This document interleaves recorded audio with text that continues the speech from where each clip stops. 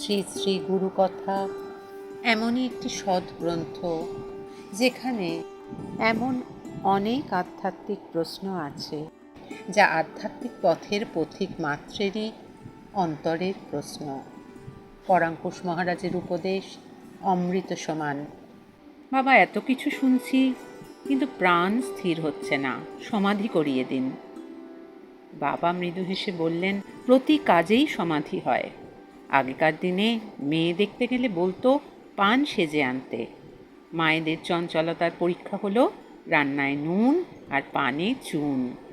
পানে ঠিক চুন পড়েছে মানেই সেটুকু সময়ে সমাধি। বসলেই কবিতা লেখা যায় না, লিখতে লিখতে থেমে যাবে।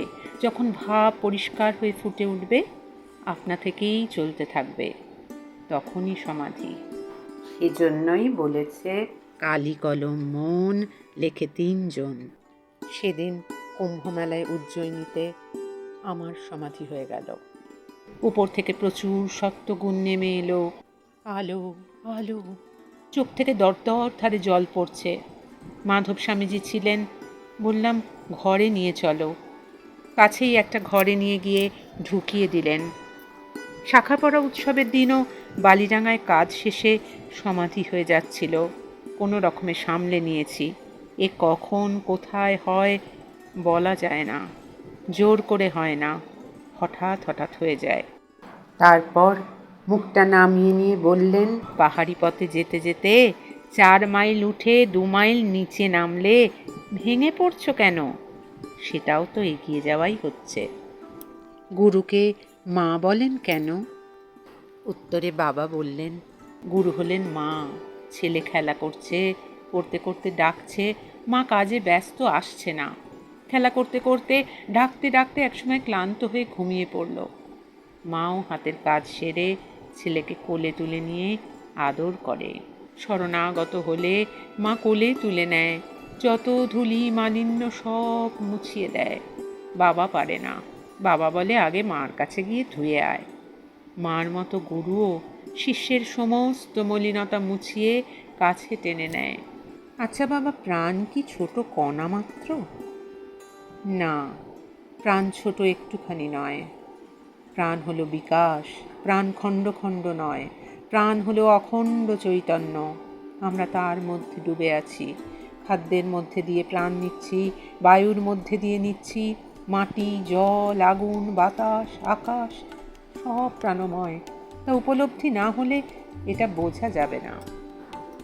জীব কৃষ্ণের নিত্যদাস, এ কথার অর্থ কি? জীব কৃষ্ণের নিত্যদাস, কেননা এখানে আসার আগে আমরা তার সেবা করতাম। এখানে এসেও সেবা করছি, এখান থেকে গিয়েও আবার সেবা করব। বাবা, মৃত্যু হওয়ার পর জীবাত্মা কি নতুন শরীরে সত্যি সত্যিই আবার ফিরে আসে? ফিরে আসে কি রে? রামকৃষ্ণদেব বলতেন, মরেনি রে, সাজ ঘরে গেছে। একটু পরেই আবার অন্য পোশাক পরে ফিরে আসবে, অন্য ভূমিকায় নামবে। তখন তাকে দেখে আর চিনতেই পারবি না। বিকেলে এক ভক্ত সন্তান এসে বাবাকে জিজ্ঞাসা করলেন, বাবা, মুড়ি খাওয়া কি উচিত? বাবা বললেন, কেন রে, মুড়ি খাবি না কেন? আজকাল মুসলমান সাঁওতালে মুড়ি ভাজছে। বাজারের মুড়ি তো মেশিনে ভাজে, আর তাতে ইউরিয়া দেয়। মুড়ি, বিস্কুট, শুকনো জিনিস, তা খেতে দোষ কি? কিন্তু ওদের ছোঁয়া জিনিস কিভাবে খাবো? তুমি যদি এত শুচিবাই হয়ে যাও, তবে ভজন করবে কখন? বং এতস্মি অন্যায় নমঃ। সব বস্তুর মধ্যেই প্রাণময় বিষ্ণু আছেন। তাকে স্মরণ করলেই আহার্য শুচি হয়ে গেল। খাচ্ছ মানে প্রাণে আহুতি দিচ্ছ।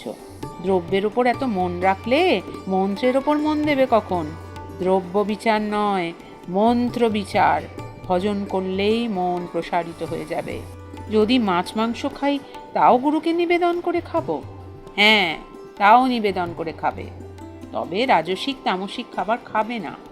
অশুদ্ধ আহারে মন মরে যায়, অশুদ্ধ জলে প্রাণ মরে যায়। বাবার সঙ্গে কথা বলতে বলতে দৃষ্টি গেল ঘটের দিকে।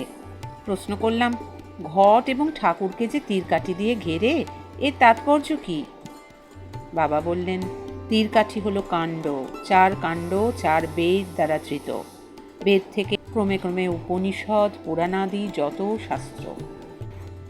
আর ভগবানকে বাঁধব কি দিয়ে? ভক্তি জোরে। আমাদের ভক্তি নেই, তাই সুতো দিয়ে বাঁধি। শ্রীগুরুর ফটোতে তার চরণে তুলসী পাতা দেওয়া যায় কি? বাবা বললেন, বিল্লপত্র তুলসী পাতা যেখানেই দেওয়া হয় সেখানে শিব বিষ্ণু মাথা পেতে নেন, তাই জীবিত ব্যক্তির পায়ে তুলসী বা বিল্লপত্র দিতে নেই। ঠাকুরও নিতেন না, মৃত্যুর পর নারায়ণ স্বরূপ হয়ে যায় বলে তখন ফটো বা মূর্তিতে পায়ে দেওয়া যায়। তুলসী কি নারায়ণের পায়ে দেওয়া যায়? নারায়ণের পা কোনটা? তদবিষ্ণু পরমং পদং অখণ্ড মণ্ডলাকার, তার পা কোথায়? নারায়ণে সংলগ্ন করলেই হলো। গুরু পাদুকায় কি তুলসী দেওয়া যায়? গুরু পাদুকা মানে সেই সহস্রারে ত্রিকোণ মণ্ডল, সেখানে সব দেবদেবেরই পুজো হয়, তুলসী দেবে না কেন? নারায়ণের ভোগ রান্না কি খালি পেটে করতে হয়? কেন খালি পেটে করবে কেন? মা বলছিল নারায়ণের ভোগ বলে কথা। নারায়ণের ভোগ তো কি হয়েছে, খালি পেটে করলে পিত্তি পড়বে, তখন আর কদিন সেবা করতে পারবে। তা বলে কি আর রুটি লুচি মুড়ি এসব খাবে? তা নয়, ফল মিষ্টি জল শরবত এসব খেয়েই করবে। দরজা খুললে সব বুঝতে পারবে, একথা আপনি বলেন, কিন্তু দরজা খুলছে না কেন? কি ত্রুটি হচ্ছে? দরজা খুলছে, আস্তে আস্তে খোলাই ভালো, একেবারে খুললে পুরো ঘরটাই ভেঙে যাবে। গুরু ভজনে লাগিয়ে রেখেছেন, লেগে থাকো, নিত্যকর্ম করে যাও, সময়ে হবে।